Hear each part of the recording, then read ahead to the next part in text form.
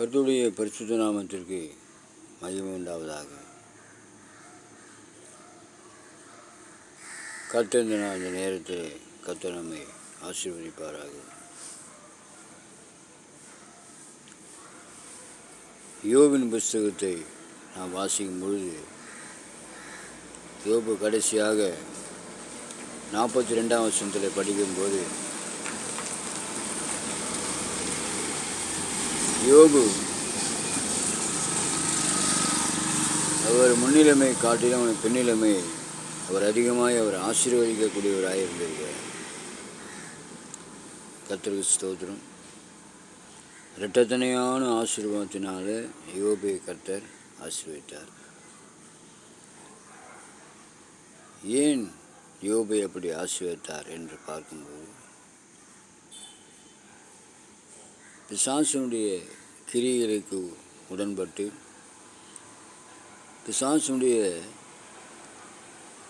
அவனுடைய சோதனையெல்லாம் அவர் அனுபவித்தார். சில காலங்கள் என்று சொல்லப்படுகிறது.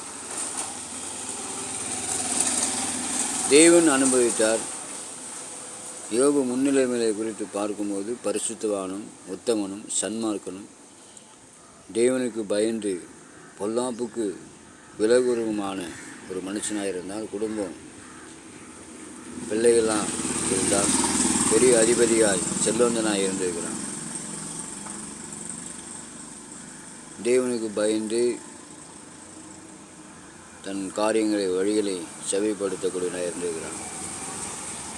ஆனால் இப்படி இருந்த போது கூட சாத்தானுக்கு என்ன வேலைன்னு சொன்னால், நல்லவர்களெல்லாம் இந்த மாதிரி ஒரு சோதித்து கிறிஸ்துவ வாழ்க்கையில் கிறிஸ்துவ ஜீவியத்தில் புதிய ஏற்பாட்டில் சொல்லிக்கிட்டு ஒரு நாளில் அது சோதனைகள் வரும். இரும்பு, பித்தளை, வெள்ளி, பொன், மரம், கல், மாதிரி வெள்ளி, கோல்டு, இது மாதிரிலாம் ஒரு மனுஷனும் கடைசி நாட்களுக்குள்ளே இந்த பூமியில் வாழ்கின்ற வரையிலும், இந்த பூமியில் வாழ்கின்ற போது சரியானபடி தேவனால் சோதிக்கப்பட்டு நாம் ஒரு பரிசுத்தவனாய் விளங்கின பின்பு தான் பரலோக ராஜ்யம், தேவனுடைய ராஜ்யம், மோட்சம், பரலோகம் இப்படிலாம் நம்ம அடைய முடியும். எல்லா விதத்திலையும் நம்ம சோதிக்கப்பட்டு யோபு குறித்து பார்க்கும்போது ரொம்ப அதிகமாக இருக்குது. ஆனால் யோபு மாதிரி இந்த காலத்தில் ஆனால் ஓரளவுக்கு நம்ம கர்த்தருக்கு ஸ்தோத்திரம். சோதனைக்கு நம்ம தேவனை சோதனை என்று சொல்ல முடியாது. இந்த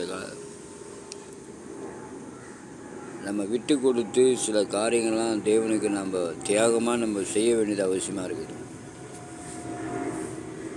பரீட்சைக்கு நீங்களாம் ஒன்றும் நிற்கலை, பரீட்சைக்கு ஒன்றும் வரலன்னு சொல்கிறார். இன்றைக்கி உலகத்தை கிறிஸ்தவ மத்தியில் இந்தியா தேசத்தும் தமிழ்நாட்டிலும் சென்னையிலும் பார்க்கும்போது நிறைய கிறிஸ்துவ மக்கள் ஆண்டவர் ஏற்றுக்கொண்டவர்கள், ஞானஸ்நானம் பெற்ற அபிஷேகம் பெற்றவர்கள்லாம் ரொம்ப சிரமப்பட்டு கொண்டிருக்கிறார்கள். அருமையான கிறிஸ்துவ சமுதாயமே, கிறிஸ்துவ ஜனமே, இயேசுவை ஏற்றுக்கொண்ட ஜனமே, இயேசுவின் பிள்ளைகளாய் வாழ்கிற மக்களே, நிறைய மக்களுக்கு, ரட்சிக்கப்பட்ட ஜனங்களுக்கு, கிறிஸ்துவ மக்களுக்கு உதவிகளை செய்யுங்க, தான தர்மங்கள்லாம் செய்யுங்க. ரொம்ப சிரமப்படுறாங்க. கர்த்தருக்கு ஸ்தோத்திரம். ஊழியக்காரங்க ரொம்ப சிரமத்துக்கிறாங்க. கர்த்தருக்கு ஸ்தோத்திரம். ஆகவே ஊழியம் செய்வதற்கு சரியானபடி பண உதவி மற்றும் பொருளாதாரம் இல்லை. ஊழியம் செய்வதற்கு சரியான பொருளாதாரம் இல்லை. தேவன் கர்த்தர் சொன்ன வார்த்தைகளை அவருடைய வார்த்தை எடுத்து போய் சொல்லுவதற்கு நிறைய சிரமம். சுவிசேஷத்தை இந்த கடைசி நாட்களிலே கிறிஸ்துவ சமுதாயமே சுவிசேஷத்தை சொல்லும்படி அனைவரையும் அனுப்புங்க. ஒன்று நீங்கள் செய்ய முடியலங்க, அனுப்புங்க. நிறைய இந்த பிரயாண செலவுகள்லாம் கர்த்தருடைய வார்த்தையை சுவிசேஷம் சொல்வதற்கு ஒரு வாகன வசதியோ போகிறதுக்கு வரத்துக்கு நிறைய இப்படி தேவையாக இருக்குது ஊழியத்தில். விசுவாச மக்கள் இதெல்லாம் கேட்டு ஊழியம் செய்கிறவர்களுக்கு உதவி செய்யுங்க. ஊழியம் செய்கிறேன்னு சொல்லிவிட்டு சாப்பிட்டுட்டு படுத்து தூங்குறவங்களாம் இருக்கிறாங்க, நிறைய பேர் இருக்கிறாங்க. ஊழியம் செய்ய உங்களால் முடியலையா? போய் சுவிசேஷத்தை போய் சத்தியத்தை போய் புதிய ஆத்துமாக்களுக்கு சொல்ல முடியலையா? நீங்கள் கொடுத்து அனுப்புங்க, நீங்கள் போய் சொல்லுங்கள் அப்படின்னு அனுப்புங்க. கர்த்தருக்கு ஸ்தோத்திரம். ஆகவே அருமையான கிறிஸ்துவ சமுதாயமே, அப்படி அதுபோல் யோபு அவ்வளோ கஷ்டங்களை அனுபவித்தார். கர்த்தருக்கு ஸ்தோத்திரம். நீங்கள் கிறிஸ்துவ மக்கள்லாம் ரொம்ப அமைதியாக இருக்கிறீங்க. வசனம் தான் சொல்லுது, சந்தோஷமும் சபிக்கம் உண்டு என்று சொல்லும் பொழுது சடிதிலே அந்த மாதிரிலாம் இருக்குது. கர்த்தருக்கு ஸ்தோத்திரம். நான் சொல்ல விரும்பலை. ஆகவே நீ கடைசி நாட்களில் சத்தியத்தை சுவிசேஷத்தை சொல்லும்படிக்கு வசனங்களை ஜனங்களுக்கு சொல்லும்படிக்கு நிறைய தேவைகள், போக முடியல. ஆகவே ஒரு வாகன வசதி இல்லை, போகிறதுக்கு இப்படிலாம் இருக்குது. ஆகவே விசுவாச மக்கள் கிறிஸ்துவ சமய ஜனங்கள்லாம் உதவிகளை செய்து ஊழியம் செய்கிறவங்களுக்கு சில உதவிகள்லாம் செய்யுங்க. இப்போ பாருங்கள், பஸ் பாஸ் 1000 ரூபா பஸ் பாஸ் ஆகிப்போச்சு. ஒரு ஹாஸ்பிட்டலில் ஊழியத்துக்கு போகலாம், யாருன்னா கூப்பிட்டா போய் ஜெபம் பண்ணலாம், இதெல்லாம் இருக்குது. ஆகவே சில உதவிகளை செய்து கர்த்தருடைய நாமத்தை மகிமைப்படுத்துங்க.